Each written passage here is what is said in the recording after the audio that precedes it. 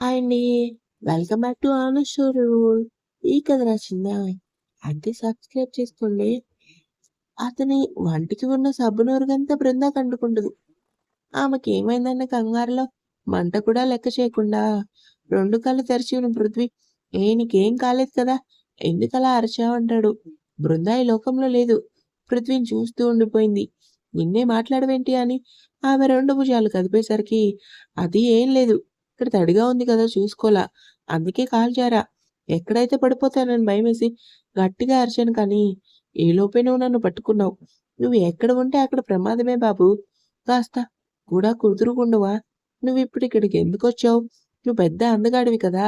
నీకే సైట్ కొడదామంటూ వెటకారంగా అంది బృంద.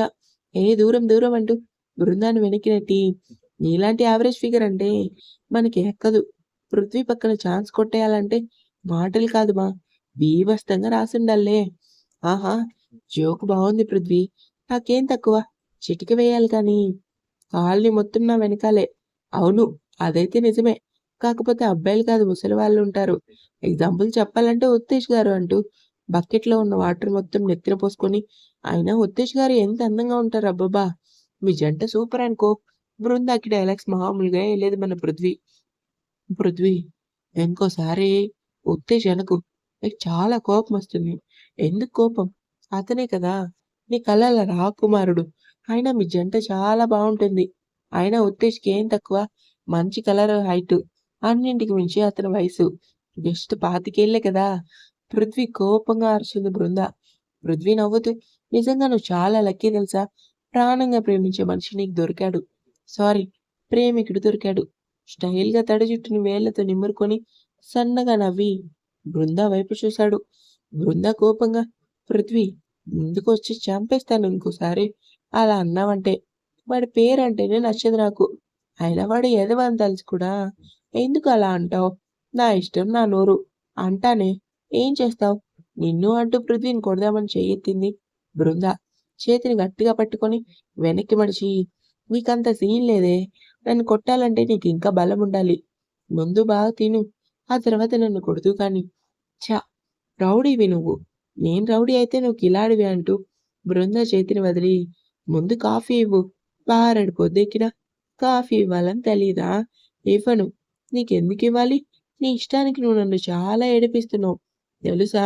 అంటూ బుంగముద్దు పెట్టుకొని గార్డెన్ వైపుకెళ్ళి యెల్లో కలర్ రోజ్ కోసుకొని కోపంగా లోపలికెళ్ళి సోఫాలో కూర్చుంది. రెడీ అయ్యి బయటికొచ్చిన శివ, ఏమైందిరా అలా ఉన్నావు? చేతిలో ఉన్న పువ్వు జడలో పెట్టుకోవడం మానేసి అలా కోపంగా చూస్తావేంటి? అసలు ఆ పృథ్వీ ఏంటన్నయ్య? ఎప్పుడు నన్ను ఏడిపిస్తూ ఉంటాడు. తనతో అస్సలు మాట్లాడను. ఆ! మళ్ళీ కొట్టుకున్నారా? అది సరే. నీ డ్రెస్‌కేంటి రబ్బరుగా? ఆ తడంతా ఏంటి? అందంగా ఉన్న డ్రెస్‌ని ఎందుకలా పాడు చేసుకున్నావు? అప్పుడు కానీ బృందాకి బెలపెలగలేదు. అరే! నా ఓని మొత్తం తడిగా అయిపోయింది. ఏంటన్నయ్య? అదే అడుగుతున్నా ఏం జరిగింది? పృథ్వీ మీదికి లాక్కోవడం గుర్తురాగానే, ఏం లేదన్నయ్య. నేను డ్రెస్ మార్చుకొని వస్తాను. నువ్వు కూర్చో. బ్రేక్‌ఫాస్ట్ పెడతా. అరే పృథ్వీ, తొందరగా రారా. ఎంతసేపు రెడీ అవుతావు? లోపలికొస్తూ ఎయిర్ విదిలించుకొని, జస్ట్ 5 మినిట్స్ రా. డ్రెస్ ఏసుకొనొస్తా. బృంద కోపంగా పృథ్వీ వైపు చూసి మూతి తిప్పుకుంది. ఇంతలో పృథ్వీ ఫోన్ రావటంతో ఫోన్ చేతిలో తీసుకొని, సీలి రాకాసి, పిల్లా, కొంచెం నా డ్రెస్ తీ, కాలు మాట్లాడొస్తా. ఎవడు తీయడు. కావాలంటే వచ్చి తీసుకో. నేనేమన్నా నీ పని మనిషినా? నీకు పనులు నేనెందుకు చేయాలి? చెప్పింది చేయవే బాబు అంటూ పృథ్వీ ఫోన్ మాట్లాడుతూ బయటికెళ్ళాడు. పృథ్వీ, బృంద మాటలు విన్న శివ ఆశ్చర్యంగా చూశాడు. మీరిద్దరూ అప్పుడే క్లోజ్ ఫ్రెండ్స్ అయిపోయారా? నా ముఖం అన్నయ్య. బయట వాడిని ఆట పట్టించానని ఇప్పుడు సేవలు చేయించుకున్నాడు. ఆ బండోడు నా క్లోజ్ ఫ్రెండ్ ఏం కాదు. నా వరకు శాడిస్ట్ అంతే అని పృథ్వీని తిట్టుకుంటూ తన రూమ్‌కెళ్ళాడు. కబోర్డ్‌లో ఉన్న బట్టలన్నీ చూసింది. ఛ! అస్సలు నీట్‌నెస్ లేదు. బట్టలన్నీ ఎలా నలిగిపోయాయో. ఈ శాడిస్ట్‌కి మాటలు చెప్పడం వచ్చు కానీ బట్టలెలా నీట్‌గా ఉంచుకోవాలో మాత్రం తెలీదు. కోపంగా అతనికి ఒక ప్యాంట్ షర్ట్ తీసి వెనక్కి తిరిగింది. కాలు కట్ చేసి లోపలికొచ్చిన పృథ్వీ, ఏంటి? అప్పుడే నా మీద బెంగ పెట్టుకున్నావా? తెగ కలవరిస్తున్నావు. ఆపుంక. బాడీ పెంచడం కాదు. ముందు బట్టలెలా నీట్‌గా ఉంచాలో తెలుసుకో. మళ్ళీ కబుర్లు చెప్తాడు అంటూ వెనక్కి తిరిగి పృథ్వీ వాచ్ చైన్ తీసి బెడ్ మీద పెట్టి, అన్నీ పెట్టాను. తొందరగా రెడీ అయ్యి బయటికి రా. ముందు ఇలా రావే. ఎందుకు? రమ్మన్నానా? గుడికి టైం అవుతుంది.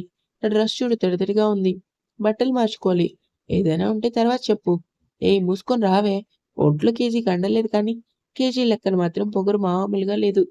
నీకు ఆ ఉద్దేశమే కరెక్ట్ తెలుసా? అన్నాడు పృథ్వీ. బృంద కోపంగా ముందుకొచ్చి, నిన్న అలా అనొద్దని చెప్పాను కదా! నాకు నచ్చదు. లేదంటే ఈసారి నిన్ను ఎలా తిడతానో నాకే తెలీదు. తిట్టు. చూస్తూ ఊరుకుంటాను మరి అని బీరువా దగ్గరికెళ్ళి లాకర్ ఓపెన్ చేసి అందులో ఉన్న చైన్ తీసుకొని, ఇదిగో నీ చైన్ వేసుకో. ఆ రోజు మనసులో తిట్టుకొని ఇచ్చావు కదా! బృంద చైన్ తీసుకొని హ్యాపీగా, హేయ్! ఇది ఇంకా నీ దగ్గరే ఉందా? నేనింకా హాస్పిటల్‌లోనే ఉంచేసావేమో అనుకున్నా. థాంక్ యూ బండోడా! పైకి కనపడవు కానీ నీలో 10% మంచితనం ఉందిలే. అవునా? మరి మిగిలిన 90% ఏంటే? అదా! నీ వంటి నిండా ఉన్న కొవ్వు. ఫ్లోలో అనేస్తూ చైన్ చూసుకొని మురిసిపోయింది బృంద. పృథ్వీ కోపంగా చైన్ లాక్కొని, నీకు బాగా నోటి దురద ఎక్కువైపో పోవే బయటికి. ఇప్పుడు నేను ఏమన్నాను మళ్ళీ గొడవకు దిగుతున్నావు? ముందు చైన్ ఇవ్వు శాడిస్ట్ ప్లీజ్ అని రిక్వెస్టింగ్‌గా అడిగింది బృంద. నాకు వంటి నిండా కొవ్వే కదా! నీకెలా ఇస్తాను చైన్ చెప్పు? ఛ! నువ్వు పెద్ద తిక్కలోడివి. నీకు 10% మంచితనం ఏంటి? 100% వంటి నిండా కొవ్వే.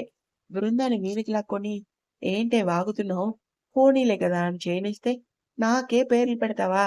సీలు రాక్షసిదానా అంటూ బృంద చేతికి చైన్ ఇచ్చి, వెళ్ళు. ఆ ఏడుపు మొహం కాస్త మార్చు. నాది ఏడుపు మొఖమే. నీదంటే మంచి ముఖమే కదా! ముందు నన్ను వదిలితే నేను వెళ్తా. ఏటో చూస్తూ అంది బృంద. పృథ్వీ ఆమెను వదిలి, హలోమని సింగారించుకోమాక. చక్కగా చీర కట్టుకుని గుడికి రా సరేనా? ప్రేమగా ఆమె తల నిమురుతూ అన్నాడు. అప్పటి వరకు ఉన్న కోపం మర్చిపోయి, నాకు చీర కట్టుకోవటం రాదు పృథ్వీ. పోనీ నేను కట్టనా? నిజంగా కడతావా? ఆశ్చర్యంగా అడిగింది బృంద. నీ వద్దే. బూతులొస్తున్నాయి. ఎద్దులా పెరిగావు. చీర కట్టుకోవడం కూడా రాదేంటి నీకు? నువ్వు పెంచావా నన్ను? ఎద్దు గిద్దు అంటున్నావు. నాకు చీర వద్దు ఏమొద్దు. మానేయ్. నా దగ్గర గారాబం చేశావంటే 2 కాళ్ళు విరగ్గొడతాను. ఆమె చేతిలో ఉన్న చైన్ తీసుకొని ఆమె మెడలో వేశాడు. మానేస్తాను నేనేంటి లోకం నీకు? ఉడుక్కుంటూ బయటికెళ్ళింది బృంద. పృథ్వీ తనలో తానే నవ్వుకున్నాడు. కాసేపటికి ఆనంద్ కూడా రెడీ అయ్యి బయటకొచ్చి బృందంతో పాటుగా కారెక్కాడు పృథ్వీ. శివ ఇద్దరు ముందు కూర్చుంటే ఆనంద్ బృంద వెనక్కి కూర్చొని నవ్వుతూ ఏవో కబుర్లు చెప్పుకుంటున్నారు. అప్పటి వరకు బృందం చూడని పృథ్వీ మిర్రర్‌లో ఆ ముఖం చూశాడు. నెమలికంఠ చీర బ్లూ కలర్ అంచు. సింపుల్ శారీ కట్టుకొని మెడలో పృథ్వీ వేసిన చైన్. నుదుటిన కుంకుమ, చెవికి పెద్ద బొట్లు. చేతికి వాచి, మరో చేతికి గాజులు వేసుకొని ఎంతో అందంగా ఉంది. అలాగే ఆమెను చూసి చిన్నగా నవ్వుకున్నాడు పృథ్వీ. సీరియర్ ఆకాశాలా ఆస్తి కూడా కుదురుగా ఉండవు. మాట్లాడుతున్న బృందాన్ని మిర్రర్‌లో పృథ్వీని చూసి కోపంగా మూతి తిప్పుతుంది. నాన్న, అమ్మ, చెల్లి ఏరి ఇంట్లో అస్సలు కనిపించలేదు. మీ అమ్మకి చెల్లి 11 అవుతేనే కానీ తెల్లారదు కదా అని ప్రేమగా బృంద తల్లి మరి. అమ్మా, ఈసారి కొట్టినా సరే నాతో చెప్పు. తిడితే అసలు ఊరుకోకు అర్థమైందా? అమ్మ ఏం నన్ను కొట్టలేదు నాన్న. బృంద మాటలకి ఒక్కసారిగా వెనక్కి తిరిగారు శివ, పృథ్వీ. బృంద భయంగా పృథ్వీ, శివాల వైపు చూసి తలదించుకుంది. ఆనంద్‌కి తెలుసు బృంద అబద్ధం చెప్పిందని. నాతో అబద్ధం కూడా చెప్తావా? లేదు నాన్న. అమ్మకు కొంచెం కోపం ఎక్కువ అంతే. నన్ను బాగా చూసుకుంటుంది. మీరేం నా గురించి బాధపడకండి నాన్న. నీ గురించి నాకు తెలీదా అని బృంద చేతిని పట్టుకొని, నీకు పెళ్లి చేద్దామనుకుంటున్నాను. ఏమంటావు తల్లి? అప్పుడే నాకు పెళ్ళెందుకు నాన్నా? ఏం చేయను? నాన్నమ్మ రాత్రి నీకు పెళ్లి చేయమని గోల. ఇంట్లో ఎంతకాలమని ఉంటావు? నువ్వు నాకు బరువు కాదు బృందా. నా ప్రాణానివి. కానీ నీకంటూ తోడుండాలి కదా! ఆనంద్ మాటలకి పృథ్వీ, శివ ఆశ్చర్యపోయారు.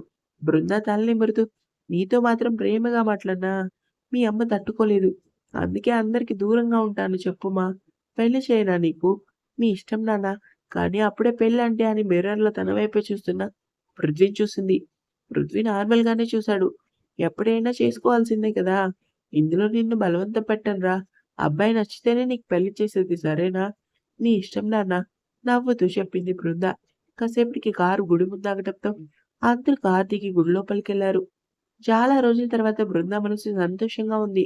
ఎప్పుడూ నాన్న ఇంత ప్రేమగా మాట్లాడలేదు కానీ, ఇప్పుడు ఎంత ప్రేమగా మాట్లాడారు. ఇది చాలు ఈ జన్మకి అంటూ తనలో తానే నవ్వుకొని దేవుడికి దండం పెట్టుకుంది. ఆనంద్ దండం పెట్టుకొని పూజారి గారిచ్చిన హారతి తీసుకొని ఫోన్ వస్తే మాట్లాడడానికి పక్కకెళ్ళాడు. బృంద ఆనందంగా అక్కడే ఉన్న మెట్టు మీద కూర్చొని తన తండ్రి వైపు చూస్తుంది. ఏంటే సీలిరా కసి, నీలో నువ్వే తెగ మురిసిపోతున్నావు. ఆమె పక్కన కూర్చొని అడిగాడు పృథ్వీ. బృందాకి మరోవైపు శివ కూర్చొని, అది నేను చూస్తున్నానురా. చాలా సంతోషంగా ఉంది మా చెల్లి. మా అన్న ఒక్క మాటలో చెప్పాడు కదా నువ్వంటే ఎంత ఇష్టమో. బృంద కంటి నిండా నీళ్ళతో నాకు అన్నయ్యకి నాకు అన్నయ్య, నాన్నకి నేనంటే ప్రాణం. కానీ అమ్మ కోసం దూరంగా ఉండటమే నాకు నచ్చలేదు. అదే మా అమ్మ ఉంటే నేను, అమ్మ, నాన్న చాలా సంతోషంగా ఉండేవాళ్ళం కదా! ఏడుస్తున్న బృంద చేతిని ఎవరు చూడకుండా పట్టుకున్నాడు పృథ్వీ. సరిపోయిందే! నీ బాబు దూరంగా ఉన్నా ఏడుస్తావు. దగ్గరగా ఉన్నా ఏడుస్తావు. ఏడవకు. ఏడిస్తే నేను నీ పీక నొక్కుతా. బృందాకి మాత్రమే వినిపించేలా అన్నాడు పృథ్వీ. బృంద పృథ్వీ వైపు చూసి, నువ్వసలు నాతో మాట్లాడకు. నీ మీద నాకు చాలా కోపంగా ఉంది. అన్నయ్య ఈ బండోడిని నాకు దూరంగా ఉండమని చెప్పు. మరీ ఎక్కువైంది. తోక కత్తిరిస్తా జాగ్రత్తగుండు అంటాడు. శివ నవ్వుతూ, నాన్నా ఏంటో తెలిసింది కదా! ఇంకెందుకు ఆ దయ కోసం నాన్నకు దూరంగా ఉంటున్నాడని బాధపడతావు? నీతో క్లోజ్‌గా ఉంటే ఆవిడ గారు తట్టుకోలేదని చెప్పారు కదా! వదిలేయ్ ఇంకా. అలానే అన్నయ్య. నువ్వేమైనా పసికందువా? చీటికి మాటికి ఏడుస్తావు. ముఖం చూడు ఎలా ఉందో. సంతలో పల్లీలు అమ్ముకునేదానిలా ఉన్నావు. పృథ్వీ మాటలకి మామూలు కోపం రాలేదు బృందాకి. చేతిలో ఉన్న కొబ్బరి చెప్ప తీసుకొని పృథ్వీ వైపు కోపంగా చూస్తుంది. ఇంకా ఉంది. తదుపరి భాగం కోసం సబ్స్క్రైబ్ చేసుకొని వెయిట్ చేయండి.